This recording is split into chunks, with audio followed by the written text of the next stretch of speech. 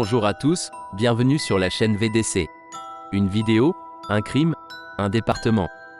Aujourd'hui, plongeons dans une histoire tragique survenue dans l'Eure, à Gisors. Le mardi 7 octobre 2014, un homme tire sur un garagiste, qui s'effondre, touché mortellement au poumon. Puis, trouve son employé et la tue d'une balle dans la tête. Il vient alors de tuer sa propre fille, avant de retourner l'arme contre lui.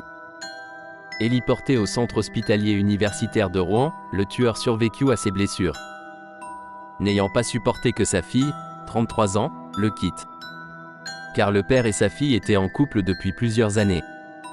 Ils avaient même un enfant ensemble. La relation incestueuse s'était nouée dans les années 90. En 2002, sur dénonciation d'une des deux sœurs, une enquête sera ouverte. Elle mettra au jour le dysfonctionnement de cette famille. Les deux adolescentes ont des rapports réguliers avec leur père. Le tout sous le regard de la mère.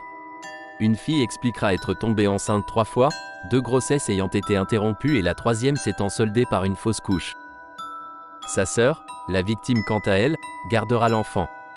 En 2011, devant la cour d'assises de l'Oise, puis en 2012, en appel, devant la cour d'assises de la Somme, les deux filles se porteront partie civile. Elles ont finalement soutenu leur père. Condamné en appel à 5 ans d'emprisonnement dont 3 avec sursis en 2012, pour viol sur ses deux filles, l'homme, qui avait déjà purgé sa peine en détention provisoire, sortira libre du tribunal sans même une interdiction de les approcher.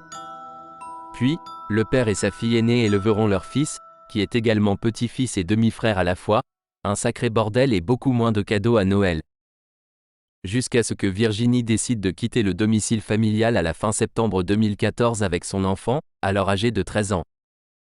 Elle se réfugiera chez ce garagiste de 31 ans, une victime collatérale, qui voulait simplement la sauver.